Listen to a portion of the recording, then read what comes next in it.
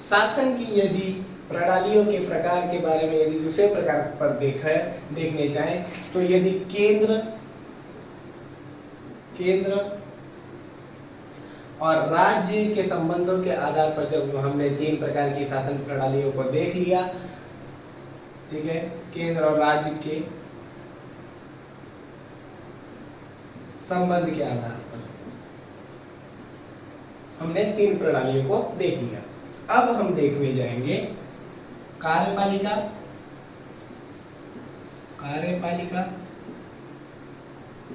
और विधायिका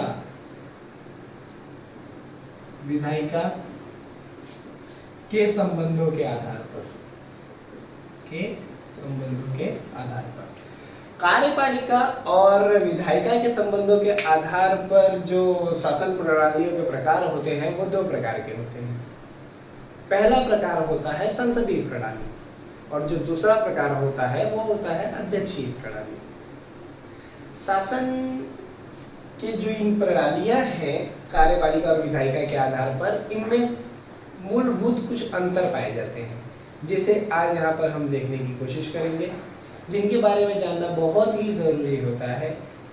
इन प्रणालियों में क्या अंतर पाए जाते हैं, किस प्रकार की थोड़ी बहुत समानताएं पाई जाती हैं, इन सारी चीज़ों के बारे में यहाँ पर यदि हम देखें तो इसमें जो 2 प्रकार होते हैं वो होता है संसदीय प्रणाली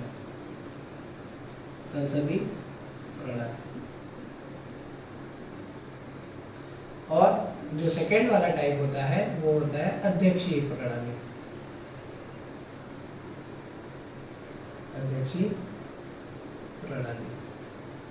यदि हम संसदीय प्रणाली को उठाकर देखते हैं,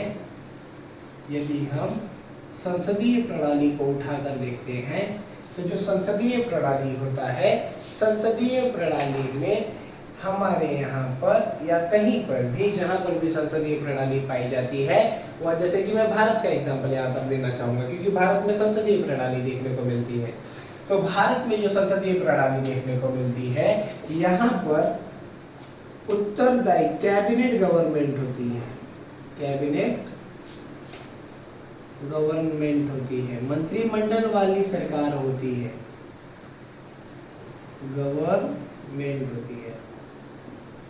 कैबिनेट गवर्नमेंट होती है और रिस्पॉन्सिबल गवर्नमेंट होती है, उत्तरदायी सरकार होती है, रिस्पॉन्सिबल गवर्नमेंट होती है।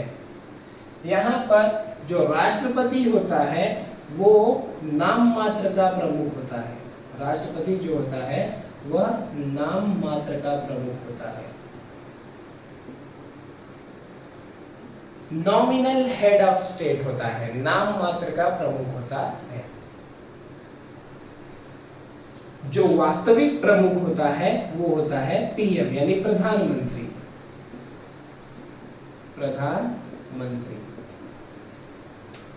यहाँ पर जो ये कैबिनेट होती है रिस्पॉन्सिबल किसके? विधायिका के प्रति रिस्पॉन्सिबल होती है, यानी संसद के प्रति रिस्पॉन्सिबल होती है, उत्तरदायी होती है, संसद के प्रति उत्तरदायी होती है।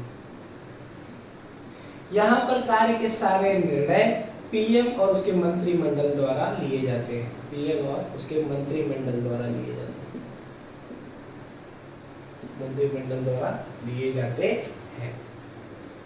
यहाँ पर जो कार्यपालिका होती है वह विधायिका का ही अंग होती है। कार्यपालिका जो होती है यहाँ पर अगर हम और देखने जाएं तो यहाँ पर संसदीय प्रणाली में जो कार्यपालिका होती है,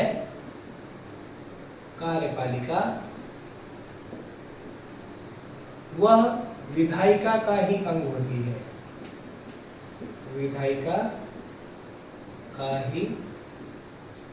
होती है,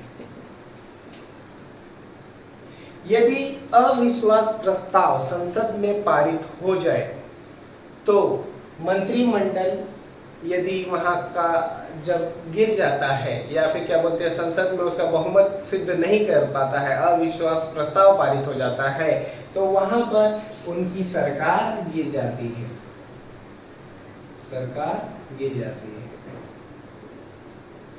सारे मंत्रिमंडल को इस्तीफा देना पड़ता है। इस प्रकार मंत्रिमंडल में लोग जो होते हैं, जो मंत्री होते हैं, वो साथ में ही तैरते हैं और साथ में ही डूबते हैं। संसदीय प्रणाली में हमारे यहाँ पर जो संसद व्यवस्था है, जो संसद है, वो दो प्रकार की होती है। एक होता है अपर हाउस, एक होता है लोअर हाउस। अपर हाउस यानी राज्यसभा, लोअर हाउस यानी लोकसभा।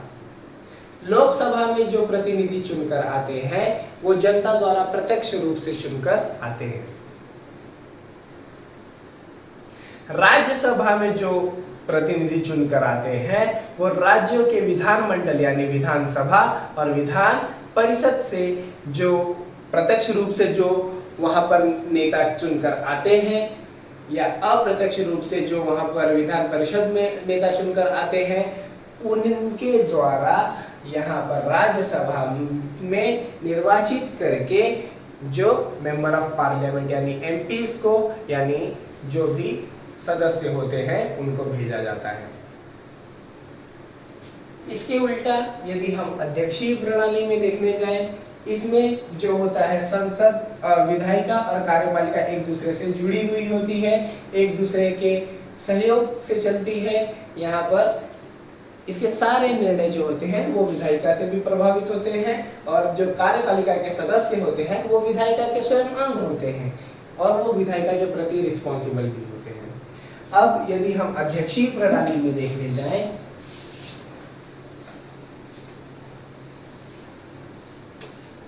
यदि हम अध्यक्षीय प्रणाली में देखने जाएं तो अध्यक्षीय प्रणाली में क्या होता है,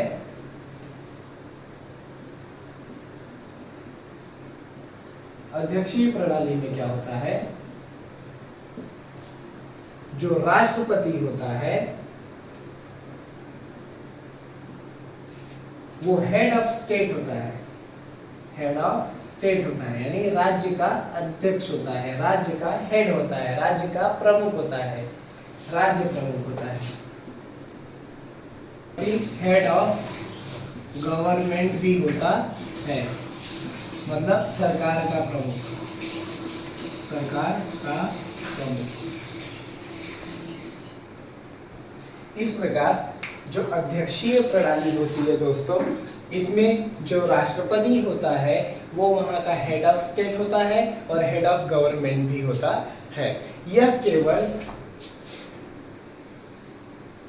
नाम मात्र का नॉमिनल प्रमुख ही ना होकर यह यहाँ का वास्तविक प्रमुख भी होता है, वास्तविक प्रमुख भी होता है। यह हेड ऑफ स्टेट होने के नाते राज्य के सारे जो राष्ट्र स्तर पर महत्वपूर्ण निर्णय होते हैं वह राष्ट्रपति द्वारा लिया जाता है। यहाँ पर जो इसकी कार्यपालिका होती है, जो राष्ट्रपति की कार्यपालिका होती है, यह विधायिका का अंग नहीं होती है। इसका मतलब ये है दोस्तों कि जो विधायिका के लोग होते हैं जरूरी नहीं या नेसेसरी नहीं है कि वह कार्यपालिका का भी भाग होंगे। जो कार्यपालिका होती है या जो मंत्रिमंडल होता है वह राष्ट्रपति द्वारा चुना जाता है, राष्ट्रपति द्वारा चुना जाता है। कौन? मंत्रिमंडल, मंत्रिमंडल। जो सारे अध्यक्षीय प्रणाली में जो महत्वपूर्ण निर्णय होते हैं वो स्टेट अपने स्तर पर लेता है और रक्षा, विदेश आदि से संबंधित जो मामले होते हैं उसके सारे महत्वपूर्ण निर्णय राष्ट्रपति द्वारा लिए जाते हैं। इस प्रकार हम समझ सकते हैं कि अध्यक्षीय प्रणाली में राष्ट्रपति का कितना महत्व होता है। वहां पर कार्यपालिका विधायिका से एकदम सेपरेट होती है, वहां पर सेपरेशन ऑफ पावर अधिक अच्छे से दिखाई देता है, सेपरेशन ऑफ पावर वहां पर अधिक अच्छे से दिखाई देता है। वहां पर विधायिका अपने मनमाने तरीके से, मनमाने ढंग से राष्ट्रपति को नहीं हटा सकती। यदि विधायिका को राष्ट्रपति को उनके पद से हटाना है, उनके मनमाने ढंग से जो उनकी शक्तियों का प्रयोग कर रहे हैं, यदि राष्ट्रपति ऐसा करता है, प्रयोग करता है मनमाने ढंग से शक्तियों का प्रयोग, और विधायिका उसको हटाना चाहती है, तो उसके लिए जो प्रोसेस है वो प्रोसेस है महाभियोग का प्रोसेस। महाभियोग का प्रोसेस जो कि बहुत ही कठिन प्रोसेस है, जो कि बहुत ही कठिन प्रोसेस है। महाभियोग की प्रक्रिया द्वारा ही राष्ट्रपति को उसके पद से हटाया जा सकता है। जो राष्ट्रपति होता है वह अपने निर्णयों को विधायिका पर थोप नहीं सकता, और जो विधायिका होती है वो अपने निर्णयों को राष्ट्रपति पर नहीं थोप सकती। इस प्रकार दोनों एक दूसरे से क्या होते हैं? स्वतंत्र होते हैं।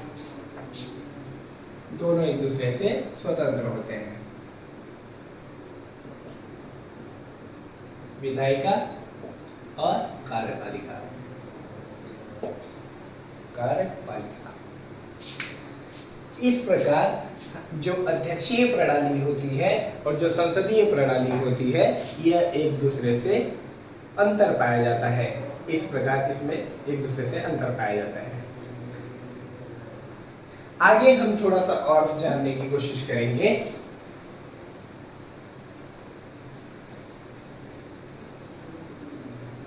भारत जो है इन सारी जो प्रकार की प्रणालियां हैं, इनसे थोड़े बहुत समानताओं के साथ अपनी प्रणालियों को विकसित करता है, और वह संसदीय प्रणाली से थोड़ा अधिक निकटता रखता है।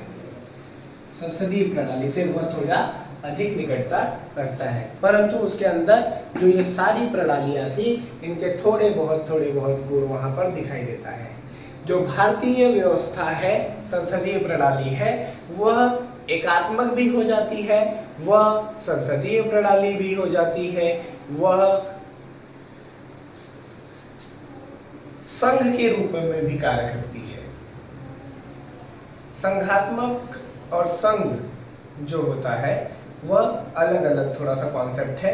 जब हम अगले लेक्चर में उसके बारे में देखेंगे तो उसे समझने की कोशिश करेंगे। नेक्स्ट टॉपिक में हम क्या करेंगे दोस्तों, कि अब हमने सारी जो प्रणालियों के बारे में सीखा है, और इसमें हम लोकतंत्र के प्रकार के बारे में सीखेंगे, और हम भारत में कैसी प्रणाली होती है, भारत में कौन कौन सी प्रणालियाँ चल रही हैं, अगले लेक्चर में हम इन सारी चीज़ों के बारे में जानेंगे।